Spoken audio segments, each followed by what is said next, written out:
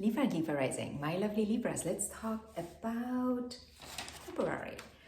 What is going to occur in February? Well, it's going to be a very, very, very busy month, and you'll probably feel like things are happening like this, you know, one thing after another, and you can't catch your breath. You might also feel a little lightheaded, ungrounded, and restless. So what would I suggest you to do? Well, maybe a grounding routine, like a yoga routine, a walk in the park routine, any routine that makes you feel connected with Earth, makes you feel connected with this planet, maybe even some weightlifting, right? Like regular weightlifting. It brings us back down to Earth. That is the first thing I wanted to say to you. Then the nodes are dancing with Chiron all month. And when I say all month, I mean all month, beginning to end. At the end of the month, around the 24th, the North Node is going to be conjunct Chiron. And that's probably when things that have been bubbling up throughout the month will come to a head, and maybe you will gain an understanding of what is actually going on. And for you, all of this is happening in the 7th house. The inner work, the inner child work that you will do throughout this month, consciously or unconsciously, with the help of a therapist or on your own, it most likely will relate to relationships, one-on-one relationships. You will most likely project things onto the other. And if you're single, doesn't mean that this is not going to be relevant for you. It is just as relevant, but the other might not be your partner, but a friend, maybe even a family member. There is a projection going on, but through that projection, you can learn a lot about yourself. Remember that Chiron is considered the wounded healer. Chiron in mythology is said to have 2 wounds. The first wound was a psychological wound because he was rejected by his parents. The second wound was a physical wound. And what are we supposed to learn here? We're supposed to learn that anything psychological, anything mental, if we don't deal with it, if we don't address it, will eventually show up as a physical ailment. So where this shows up in your life and how this shows up in your life, only you know. But you got to address it, you know, on all fronts. If it's already physical, you obviously have to address the physical, but you also, you know, have to address the original source, the psychological, the mental. What needs to shift and change in your way of seeing the world, in your belief system, in your, you know, thinking process to facilitate healing in your life? And yeah, like I said, this all will probably be shown to you by another person, and you will project it onto them. But it's your job to realize that the stuff that you project onto the other person is yours. I know we could talk about this all live long day. This is a big subject, but I think you get the gist, you get the idea, and you understand what or where you have to look this month. Then another thing, before I get into the deep end, Mercury is really fast right now. Mercury is super, super, super fast, actually. It's whizzing through the sign. In the beginning of the month, it will enter Aquarius. At the end of the month, it will already enter Pisces. That also means that we are going to be super fast. That's again why I asked you to find a grounding exercise for yourself. Something that brings you back down to earth, where you get back into your parasympathetic nervous system, because remember, that's where all the healing is. You will never heal in your sympathetic nervous system. You got to get back into the parasympathetic nervous system. Calm yourself down. In fight and flight, there is no healing. In fight and flight, there is just moving fast, running away. So you have to find a way to bring it back down to earth and calm yourself down. And in my opinion, meditation is the best source. But if, you know, for some reason you rather go on a walk, if that helps you more at this point in your life, at this stage in your life, or if you want to go to the gym and lift some weights, and that is your quote unquote meditation, then do that. Whatever it is that helps you, do that. So let's talk about the 5th of the month. The 5th is a big day because we have the Sun sextile Chiron, Venus square Chiron, and Mercury moving into Aquarius conjunct Pluto. I mean, hallelujah. That is already starting the month like that. We're already out of breath on the 5th. The Sun and Venus is telling us, and you in particular, that you need to pay attention to your relationships and what these relationships tell you about yourself. That's the message on that day. Then Aquarius is in your 5th house, so Pluto's already there. Mercury's moving in conjunct Pluto. This is you understanding on one level or the other what this Pluto transformation in your 5th house is going to be about. You know, maybe you understand, well, this relates to my creative self-expression. I need to be out there more. I need to shine my light a little more out there in the world. I need to get more creative. Maybe this relates to your children. Maybe this relates to you know, becoming an entrepreneur, doing something on your own. Maybe it relates to you being more playful. But again, on that day, you know, you will gain an understanding, because Mercury, the thinker, Mercury, the communicator, will communicate this message, that Pluto message, to you in a different form. Also, remember, you're in Aquarius, so messages delivered in Aquarius are not straightforward. They usually come around the corner. They usually come around in a way that is very outside the mainstream thinking. So you might gain that understanding, whatever that understanding will be, in an unusual way, maybe through a conversation that you have with a clerk in a shop, or like, and it's very unusual in a way where you usually wouldn't expect to gather and gain this knowledge and understanding. Then on the 6th, Venus is squaring the nodes, the Sun is sextiling the nodes. The nodes are currently in your, well, 1st house and 7th house. So the theme of the month is very clear, right? We're very clear what the theme of the month for you. It's all about your identity, your current identity, and how this identity reflects in your relationships. And if your relationships are not thriving, then what does that have to do with the identity that you are in currently?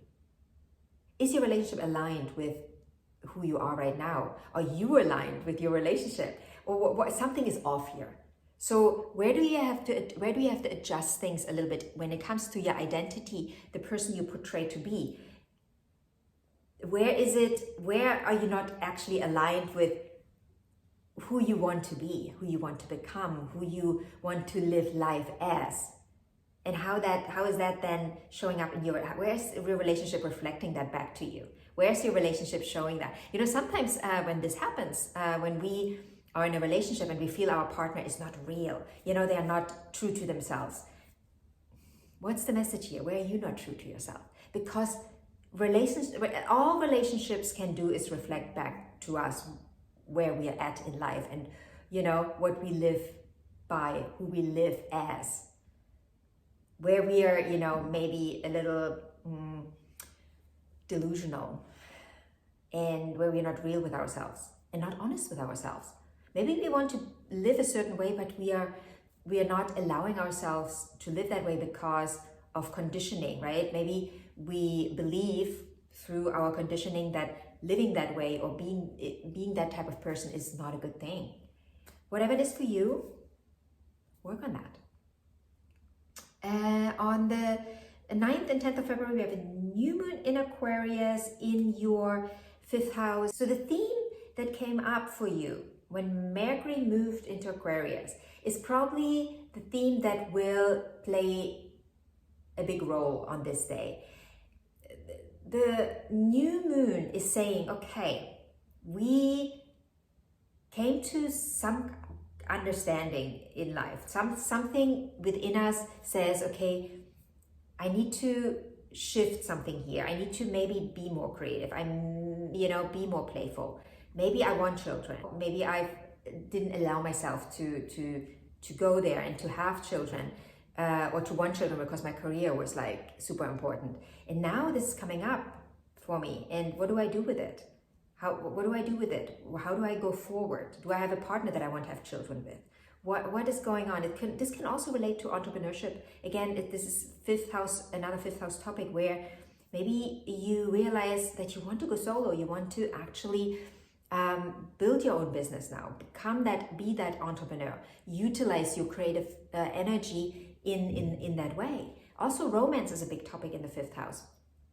And when we talk about Aquarius is a very independent energy. So independence is going to be very important for you, specifically this month, because later this month, Venus and Mars are going to move into this area, and they're going to meet, aka they're going to be conjunct in this area, and that will then facilitate further growth here. So this new moon is going to say, okay, let's plant the seed. Let's plant the seed for whatever it is that I want to do now in this area. And then on the 14th and 17th, like I said, Venus and Mars are going to move into this area, and they then will say, okay, I have to move. I have to start moving. With Mars moving into the fifth house, Mars is going to say, okay, let's do something. Let's go. Let's get it started. So you've planted the seed, and now Mars is coming in and say, okay, we planted the seed. Now let's get rolling. Let's get going. And then Venus comes in, and Venus says, okay, who do I have to be now in order to facilitate the growth of whatever I want to grow? Because Mars is the doer, and Mars gets things off the ground. But Mars usually doesn't have the energy to sustain anything for the long term. But Venus, understanding that it's not all about doing, but it's about who we are, who we be within the doing. That can then actually take us much further than any doing ever could. That is the lesson here, right? The lesson is Mars is taking things off the ground, then Venus coming in and says, okay, now we are off the ground. Now let's sustain it and grow it. It's like going from Aries to Taurus. The energy of Aries is just push forward, and now Taurus makes it stable. So Venus is going to stabilize whatever has been germinating in this area, right? Then on February 21st, 22nd, 23rd, Venus is going to conjunct Mars. And Mars and Venus coming together, the masculine and feminine coming together, understanding that the only way to sustain whatever you want and to grow it is to do it in tandem, right? Mars and Venus, the masculine and feminine principle. Mars pushing forward, Venus sustaining. Then Mars pushing a little more forward and Venus sustaining. So there is this principle of masculine and feminine working together and making things whole. I think this is what you will learn and understand this month. And the thing is, you will learn and understand very, very quickly because the energy is moving very, very quickly. And at times you will probably be a little bit out of breath, but you will see the beauty in it. I mean, this is all happening in a wonderful area for you. I think of all the signs, you have it probably the easiest this month. All of the heavy energy happening in your fifth house, Pluto in your fifth house, generally, this could be actually fun. This could actually be fun. This doesn't have to be draining and dragging for you this month, because we're talking about something so beautiful as, creation. We're talking about creation, the creation process. So yeah, let's just move forward to the full moon. The full moon on the 24th happening in Virgo, your 12th house. The question I would ask you here is, what do you still have to release in order to facilitate the growth that you are after now, right? You've seen what is possible. This month you've seen what is possible. You've seen it really fast. This was not kind of like a waiting patiently for something to happen kind of month. This was like you plant the seed, it's germinating, you move forward, and you know how to sustain it. And now you might have come to a point where you are like, okay, in order to grow it further, I have to drop this thing that I'm carrying with me because it's holding me back. So use the time around the 24th to maybe take some time off. I don't know what day is that. I don't know if it's a weekend, to be honest with you. I have no idea. It's the 24th. Maybe it's a weekend, maybe not. But around that time, take some time to spend on your own. The 12th house is the house of spirituality, but it's also the house of retreat. It's where we take ourselves out of that physical reality we live in on a day-to-day basis to reconnect with that core essence, that spiritual self that we are. And from that place, then we can move forward. And in order to do that, usually is we have to leave something behind. We'll have to let go of something. And what that is for you in your life, only you know. But it is going to be an intense moon. Like a Virgo moon, especially a 12th house full moon is not the easiest moon. Generally, 12th house moons are the moons that keep us awake at night. They are the moons where we have a few sleepless nights. So maybe you might have to deal with some insomnia during that time because the moon is trying to tell you something here. It's like, no, it's not time to sleep. You got to see. Until you see, you can't sleep. So the idea here is to really understand what it is that needs to be left behind so that you can facilitate the growth that you want in your life. And last but not least, the end of the month, we have, again, Mercury, Venus, Mars, big players. They are in constant aspect with different planets. So I think our masculine and feminine parts are going to be very active, and we will get a good understanding of where we are too much in our masculine or not enough in our feminine, or vice versa. And we get to really adjust it this month, right? If we pay attention. If we don't, then we might not have the chance to adjust it. But if we pay attention, we get to adjust it, and we get to understand what we actually need more of and less of. And then at the end of the month, the Sun is going to conjunct Mercury and Saturn in Pisces. This is big for routines and health. So Saturn in your 6th house is going to say, where do you have to eliminate things in your life, maybe in your diet, in your day-to-day routine, so you can live a better and healthier life. That is the Saturn message. Saturn wants to eliminate things to facilitate growth again, right? It's like all about growing. So what is it for you in your day-to-day routines that might not be serving you? Is it your diet? Is it your sleeping patterns, your sleeping habit? Is it your lifestyle? What is it that isn't working as good as it can? So if you have any questions about this month, leave a comment in the comment section. I did not go into every aspect because there's just too many this month. But if you have any questions about any particular aspect that I didn't mention and this aspect is going to show up, you can ask your questions in the comment section. And also, if you want a personal reading, feel free to book it by clicking on the link in the description box. And if you want to work with me, doing some coaching, I'm available. You can email me. And other than that, I wish you a beautiful month, and I will see you in the next video.